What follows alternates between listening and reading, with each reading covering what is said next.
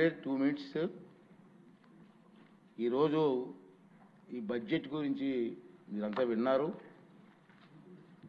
ఇక్కడ ఎక్కువ మంది కొత్త సభ్యులు ఉన్నారు కాబట్టి రెండు సూచనలు ఏంటంటే దీని మీద మీ అందరికీ పూర్తిగా అవగాహన రావాలి.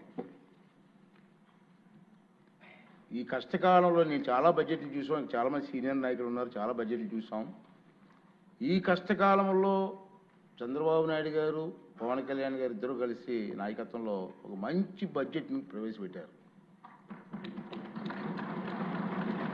ఎందుకంటే కష్టకాలంలో మిగతా రోజులు వేరు, నష్టపోయిన రాష్ట్రంలో ఈ బడ్జెట్ గురించి ప్రతి ఒక్కరికి కూడా పూర్తి అవగాహన కావాలి. ఇక 2 రోజులు టైం ఉంది మనకి, రేపు ఎల్లుండి కూడా సెలవు ఇస్తున్నాం, మళ్ళీ మండే వస్తాం. మనం 3 days దీని మీద డిస్కషన్ ఉంటుంది. మీరు ఏదో మాట్లాడడం కోసం కాదు, మీకు అవగాహనతో పూర్తి అవగాహనతో ఈ సబ్జెక్టు మీద మీరు ఇక్కడ డిస్కస్ చేయాలి. దానికోసం మీరు ప్రయత్నం చేయండి. మనందరం కలిసి నష్టపోయిన రాష్ట్రాన్ని కాపాడడం కోసం ముఖ్యమంత్రి గారికి, ఉప ముఖ్యమంత్రి గారికి మన అందరం కూడా అండగా ఉండి ఈ రాష్ట్రాన్ని కాపాడుకోవాల్సిన బాధ్యత మన అందరి మీద ఉందని మాత్రం మర్చిపోవద్దు. బాగా చదవండి, అందరికీ అవకాశం ఉంది. 3 రోజులు టైం ఇస్తున్నాం బడ్జెట్ మీద మాట్లాడడానికి. మీకు మాట్లాడే అవకాశం ఇవ్వండి.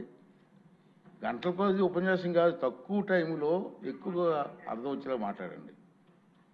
అందరికీ అవకాశం వస్తుంది కాబట్టి అది మనం చేయాలని. తర్వాత మీకు ఈ బడ్జెట్ తాలూకు పత్రాలన్నీ కూడా పెన్ డ్రైవ్లో కూడా ఏర్పాటు చేస్తాం, మీకు సప్లై చేసి ఉంటారు. పెన్ డ్రైవ్ కూడా అన్నాం. రెండవది ఏంటంటే సభ్యులందరికీ వాట్సాప్ గ్రూపులు కూడా ఏర్పాటు చేసి ఉన్నాయి కాబట్టి దాంట్లో ఈ బడ్జెట్ వివరాలన్నీ కూడా వాట్సాప్ గ్రూప్లో పెట్టి ఏర్పాటు చేస్తున్నాం. మీరు ఈ 2 days హాలిడేస్లో క్షుణ్ణంగా చదివి, నేను కూడా ఇది చదవడం కాదు, అసెంబ్లీలో మాట్లాడడం కాదు, అసెంబ్లీ అయిన తర్వాత బయట కూడా మీ కాన్స్టిట్యున్సీల్లో సరళమైన భాష ప్రజలకు అర్థమయ్యే విధంగా ఈ బడ్జెట్ గురించి మీరు చెప్పవలసిన బాధ్యత మనందరి మీద ఉందని చెప్పి కూడా ఈ సందర్భంలో మీకు మనం చేస్తున్నానండి. ఇప్పుడు గౌరవ వ్యవసాయ శాఖ మంత్రులు 2025-2026 సంవత్సరపు వ్యవసాయ బడ్జెట్ను ప్రవేశపెడతారు.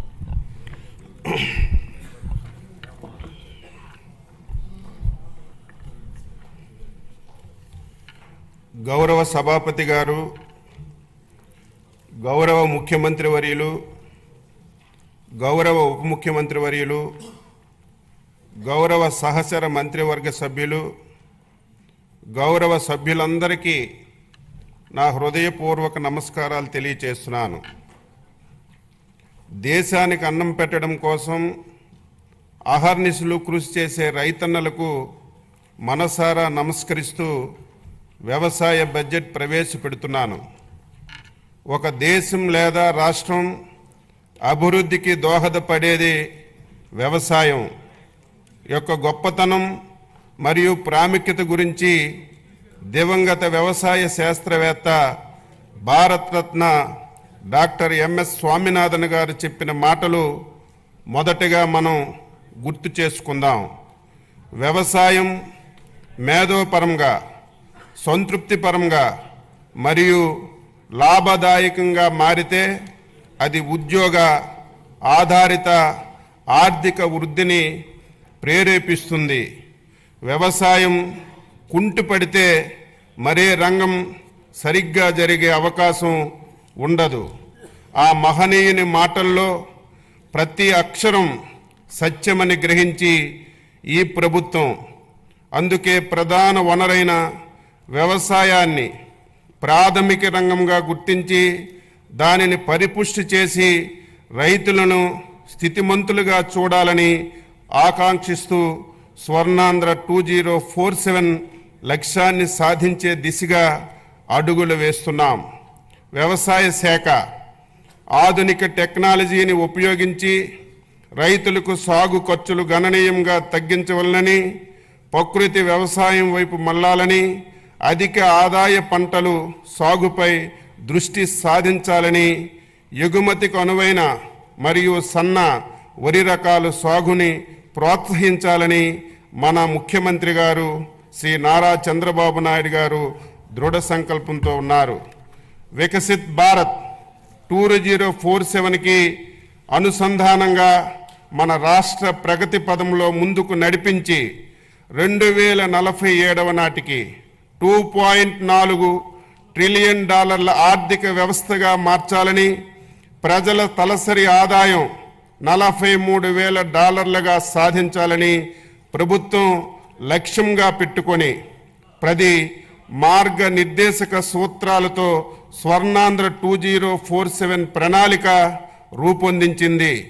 స్వర్ణాంధ్ర 2047 మార్గనిర్దేశక 10 సూత్రాల్లో ఫార్మర్ అండ్ అగ్రిటెక్ అనేది వ్యవసాయ రంగానికి సంబంధించినటువంటి సూత్రం.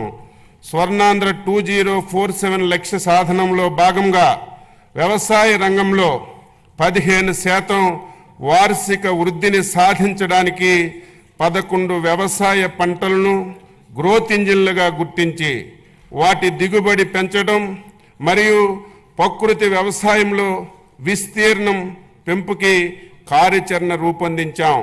2024-25 సంవత్సరంలో ఏపీ జిఎస్డిపి మొదటి ముందస్తు అంచనాల ప్రకారం వ్యవసాయం జీవీఏలో 57,187 కోట్లు, అంటే వ్యవసాయంలో వృద్ధి రేటు 22.86%గా నమోదైంది. గత ప్రభుత్వం భూసార పరీక్షలను పూర్తిగా విస్మరించింది.